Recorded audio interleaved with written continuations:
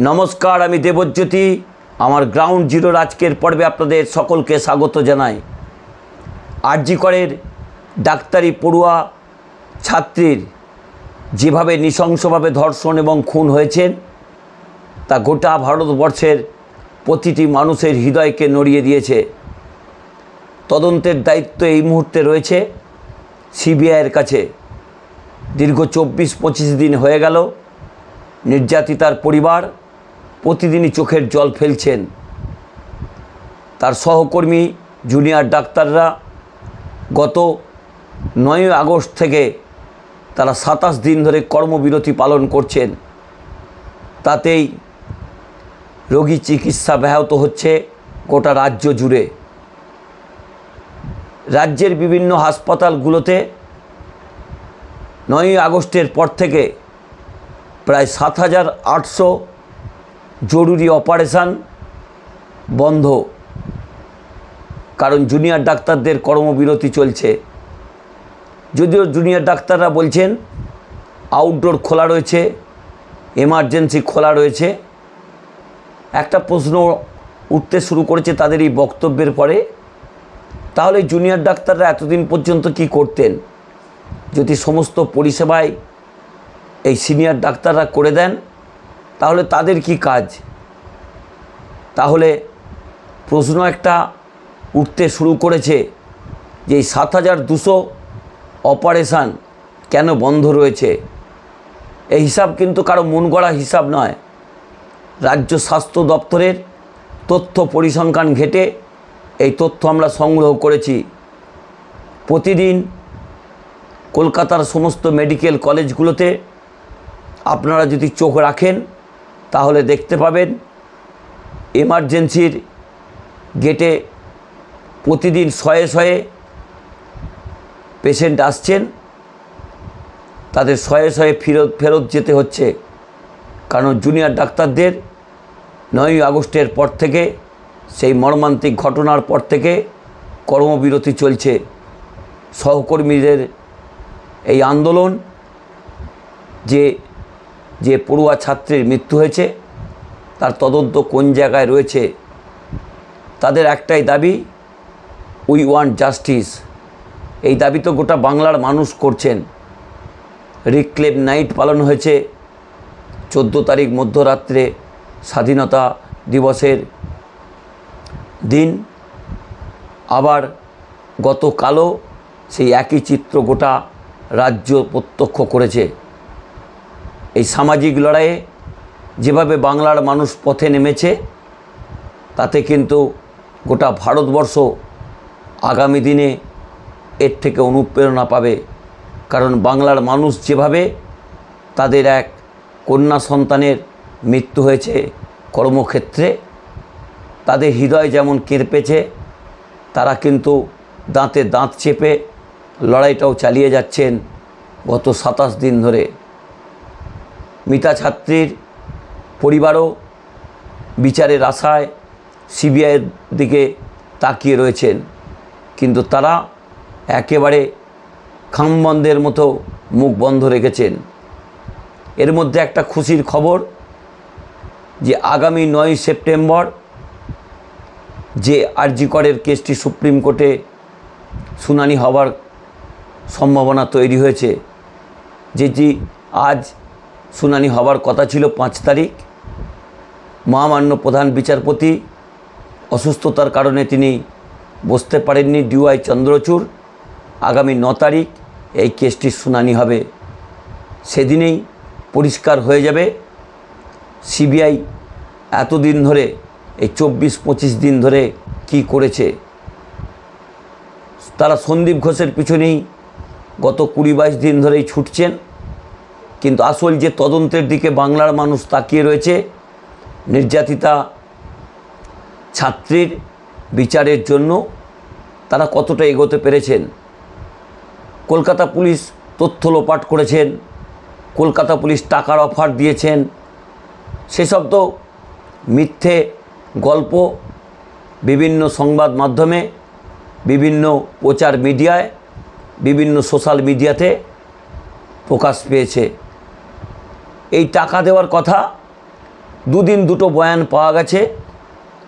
একদিনই যে বয়ান সামনে এসেছিল সেখানে টাকার কোনো কথা তারা বলেননি, তারা বলেছিলেন কোনো টাকার অফার তাদের দেননি। কিন্তু গতকাল আরজি করের মঞ্চে কিন্তু অন্য মন্তব্য আমরা শুনতে পেলাম। বললেন যে ডিসি নর্থ নাকি তাদের টাকার অফার করেছিলেন। জানি না সত্য কোনটা মিথ্যে কোনটা।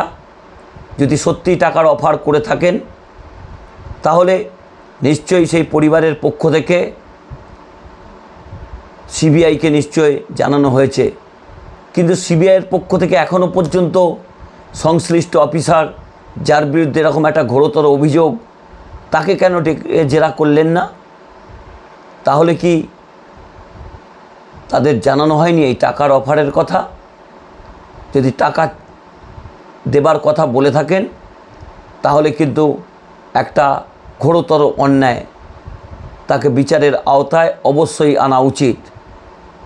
সংবাদ মাধ্যমে গত কয়েকদিন ধরে যেভাবে ভুল তথ্য পরিবেশন হচ্ছে, বিভিন্ন সংবাদ মাধ্যমে পরিবেশন হচ্ছে, বিভিন্ন সোশ্যাল মিডিয়ায়, বিভিন্ন ফেসবুকে যেভাবে তদন্তকারী টিমেরা নেমে পড়েছেন, তাতে এই কেসটিকে জটিল থেকে আরও জটিলতর তারা করে দিয়েছেন।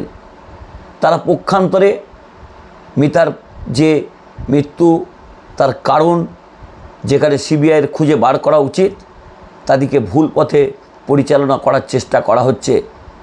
প্রথম দিন থেকে মিথ্যে ভরা একটি প্রচার যন্ত্র তারা দিনের পর দিন শুধুমাত্র একটি মৃতদেহকে নিয়ে যেভাবে মিথ্যা প্রচার অপপ্রচার সব করেছেন তা নিয়ে কিন্তু প্রশ্ন উঠতে শুরু করেছে। কেউ কেউ বলছিলেন যে অতি দ্রুত নাকি সৎ কাজ করে দেওয়া হয়েছে।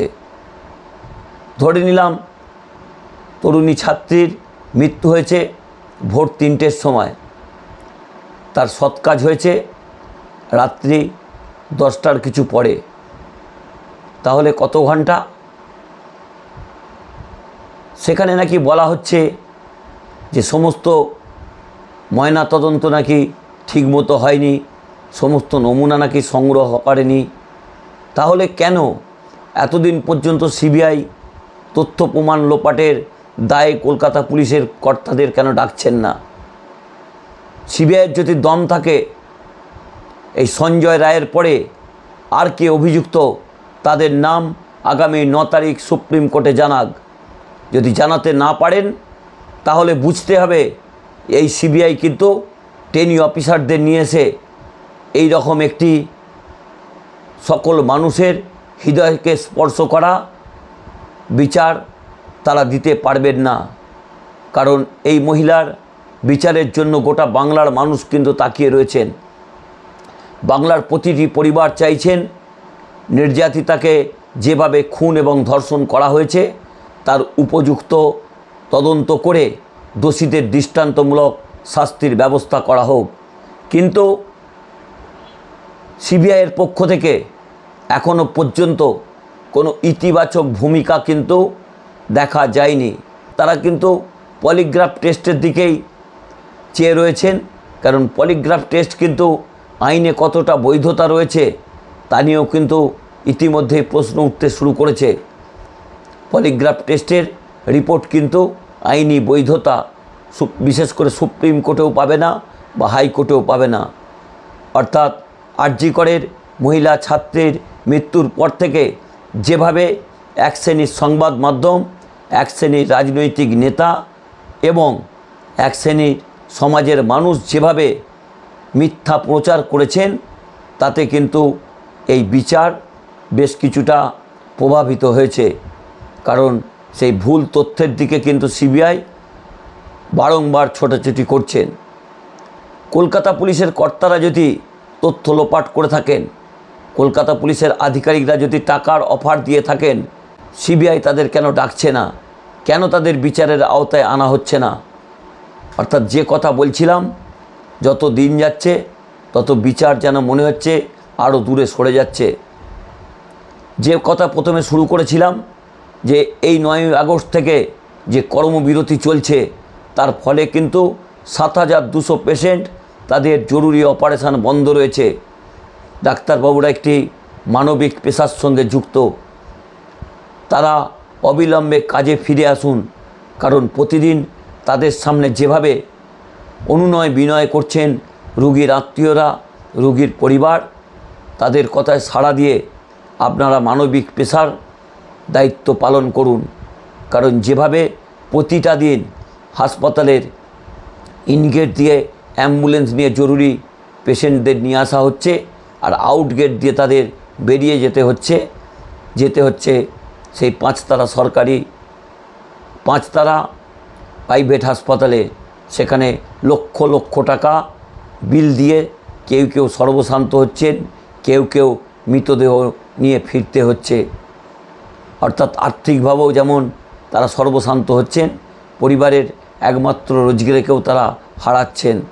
কারণ এই সরকারি হাসপাতালের ওপরই কিন্তু বিশেষ করে গরিব মানুষদের চিকিৎসা হয়। যারা কর্পোরেট হাসপাতালে যায় তাদের মেডিক্লেম রয়েছে, তাদের আর্থিক জোর রয়েছে, কিন্তু এই রাজ্যের গ্রামীণ এবং প্রান্তিক মানুষগুলো দিনের পর দিন তারা চিকিৎসা পাচ্ছেন না। গত কয়েকদিন ধরেই বিভিন্ন হাসপাতাল, বিশেষ করে আরজিকর হাসপাতালের হাল হকিকত দেখতে গেছিলাম। সেখানে দেখা যাচ্ছে এমার্জেন্সিতে নামমাত্র 1-2জনকে দেখা হচ্ছে, কিন্তু তাদের শুধুমাত্র প্রেসক্রিপশন করেই ছেড়ে দিচ্ছেন। তাদের 5 থেকে 6% পেশেন্টকে ভর্তি করা হচ্ছে, বাকি সকলকেই বেড নেই বা অন্য কোনো কারণ দেখিয়ে ছেড়ে দেওয়া হচ্ছে। অর্থাৎ জুনিয়র ডাক্তারদের কর্মবিরতি, চিকিৎসা পরিষেবা যেভাবে ব্যাহত হচ্ছে, তাতে কিন্তু একটা সাধারণ মানুষের কাছে কিন্তু এই ডাক্তারদের সম্বন্ধে বার্তা যাচ্ছে। আইএমএর পক্ষ থেকেও জুনিয়র ডাক্তারদের কর্মবিরতি প্রত্যাহারের কথা বলা হয়েছে। তাদের কথাও কিন্তু এই জুনিয়র ডাক্তাররা মানতে চাইছেন না। কিন্তু জুনিয়র ডাক্তারদের সঙ্গে একটা জায়গাতে একমত, যে তারা যেভাবে তাদের একজন সহকর্মীর জন্য আন্দোলন করছেন, যেভাবে গোটা বাংলাকে তারা গত কয়েকদিন ধরে একটা নতুন দিক খুলে দিয়েছেন, যে একটা অরাজনৈতিক আন্দোলন কিভাবে করতে হয়। আপনাদের আন্দোলনকে কুর্নিশ জানিয়েই বলি, দয়া করে আপনারা আপনাদের এই মানবিক পেশাতে ফিরে আসুন। কারণ বাংলার গরিব এবং প্রান্তিক মানুষগুলো বিনা চিকিৎসায় তাদের মৃত্যু ছাড়া আর কোনো রাস্তা থাকছে না। নমস্কার, আমি দেবজ্যোতি। আমার এই পর্বটি যদি ভালো লাগে চ্যানেলটি সাবস্ক্রাইব করবেন, বেল আইকনটি ক্লিক করে আমার পাশে থাকবেন। We want justice. জয় হিন্দ।